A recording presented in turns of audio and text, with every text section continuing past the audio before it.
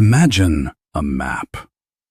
From the coast of Florida to the very shores of Venezuela stretches not a scattering of small tourism-dependent states, but a single oceanic giant.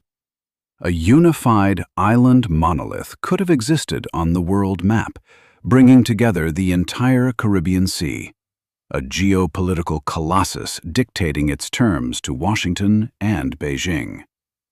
This is no utopia. This is the West Indies Federation, a logistics syndicate that today single-handedly controls the maritime trade of the entire Western Hemisphere. Let's go back to January 3, 1958. Great Britain, exhausted by the burden of its colonial empire, officially unites its Caribbean possessions into a single quasi-state. In our reality, this ambitious project collapsed miserably in just 4 years. Jamaica and Trinidad simply couldn't share power and budgets. Alexander Bustamante in Jamaica and Eric Williams in Trinidad staged a parade of sovereignties. Williams's famous phrase was, "1 from 10 leaves naught." But here, history takes a sharp turn. In September 1961, a closed-door meeting takes place at Lancaster House in London, forever changing the region's destiny. British Prime Minister Harold Macmillan delivers a harsh ultimatum: either a centralized confederation with a single central bank, or a complete economic blockade by the metropole. The leaders of the island elites are forced to find a compromise. Instead of pulling the blanket towards their historical capitals, they make a paradoxical but saving decision. The capital is moved to a neutral territory. The choice falls on the tiny island of Montserrat, which transforms into a closed federal district, a Caribbean equivalent of Washington. No domination by Kingston or Port of Spain. On the slopes of the Soufriere Hills volcano, reinforced concrete ministry bunkers and the headquarters of a unified fleet rise in record time. In 1962, a new constitution is adopted. Local parliaments are stripped of their veto power. A single currency is introduced, the West Indian thaler, tightly pegged to gold. The first test comes with an attempted separatist mutiny in Jamaica in 1965. Federal troops, under the command of General Frank Walcott, act with lightning speed. An amphibious landing in Montego Bay forever discourages regional elites from playing at independence. The Federation becomes a monolithic mechanism. In the 70s, the world is hit by the oil crisis. Trinidadian oil, which in reality enriched only the local top brass, now works for the entire Confederation. Petrodollars flow into the federal treasury in Montserrat. The government launches an infrastructure modernization program unprecedented in the hemisphere's history for all the Union's islands. Instead of sugarcane plantations and banana groves, gigantic deep-water ports are built. The world's largest robotic container terminal is constructed in the Bahamas. By the early 80s, the West Indies Federation realizes its main strength: geography. They literally sit astride the maritime approaches to the Panama Canal.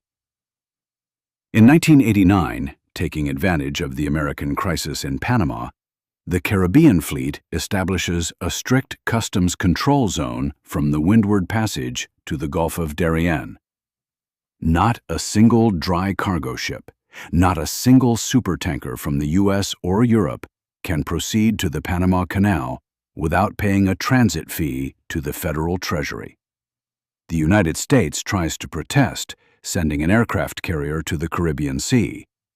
But the Federation threatens to completely block Venezuelan oil supplies to Texas. Washington backs down. In the 90s, an incredible demographic boom begins. The economic miracle attracts highly skilled migrants from all over Latin America. The population grows rapidly. By 2026, these are no longer fragmented banana resorts. This is a single state with a population of 45 million people, welded together by a network of transport arteries. Look at modern Kingston.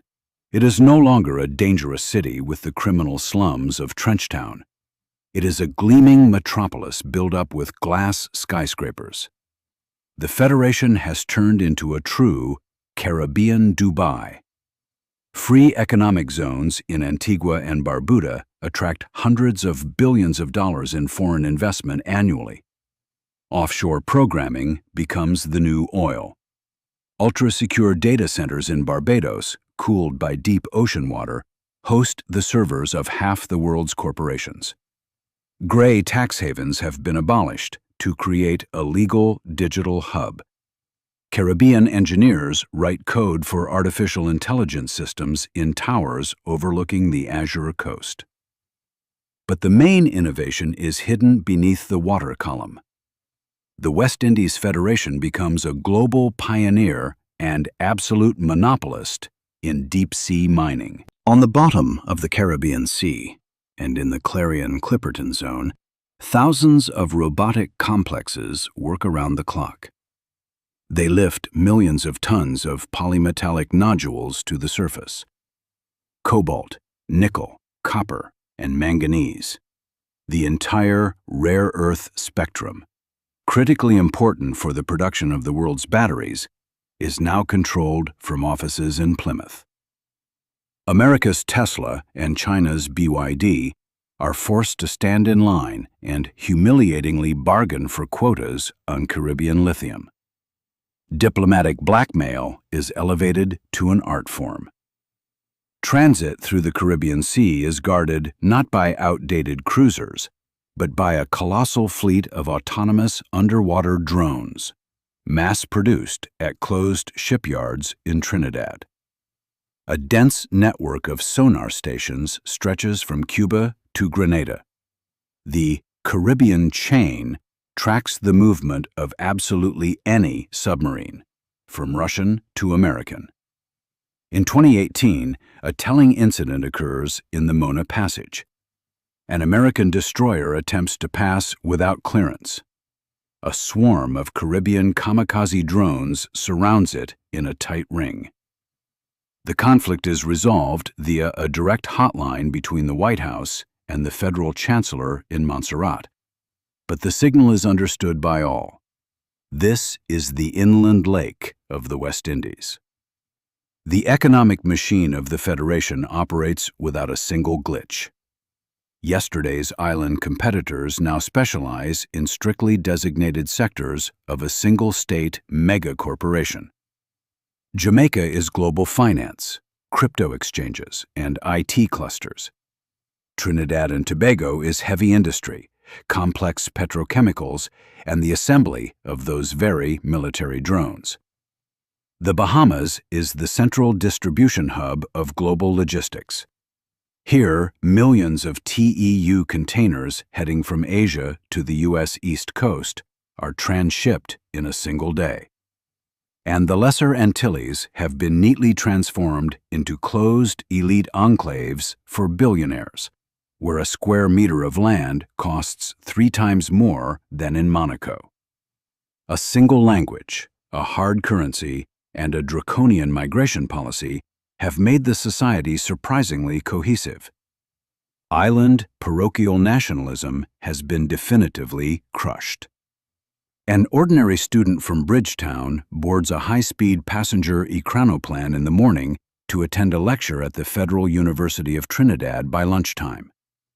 Instead of cheap exports of reggae and sugarcane, the West Indies exports logistics management technologies and the most complex protocols of international maritime security. The United States looks at its southern neighbor with outright alarm. The former colonial backyard has turned into a technological wall dictating tariffs. Secret plans to destabilize the Federation gather dust in the Pentagon, but they are afraid to use them. Any provocation in this region will instantly paralyze half of global trade. The political elite of the West Indies perfectly understands its complete invulnerability. At G20 summits, their representative sits to the right of the UN Secretary-General. What a cruel irony of fate. Once, these scattered patches of land were just a source of sugar for the British Crown, a territory of slaves and colonial wars. Now, Great Britain itself, heavily bogged down in the economic consequences of Brexit, begs its former colony for preferential tariffs through back channels.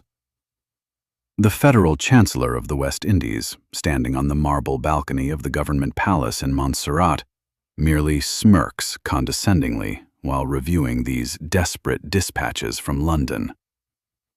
The streets of nighttime Kingston are brightly lit with neon. In Bustamante Square, giant holographic screens broadcast global manganese quotes and Panama Canal transit tariffs. At the same time, the waters of the main ports glow mysteriously from thousands of autonomous cargo pods that silently scurry underwater, completely ignoring surface storms. Even the climate threat has been monetized.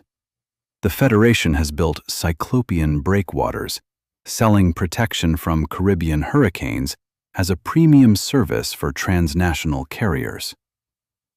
This is a world where cold political pragmatism has once and for all defeated national egoism, where a handful of leaders managed to choke personal pride for the sake of building an empire. The West Indies Federation has clearly proven that island geography is a death sentence only for the weak of spirit. For them, it became a ticket to the major leagues. The oceanic giant continues to pulse, daily digesting millions of tons of valuable cargo and exabytes of data. A true Caribbean Atlantis that chose to rule the world's oceans.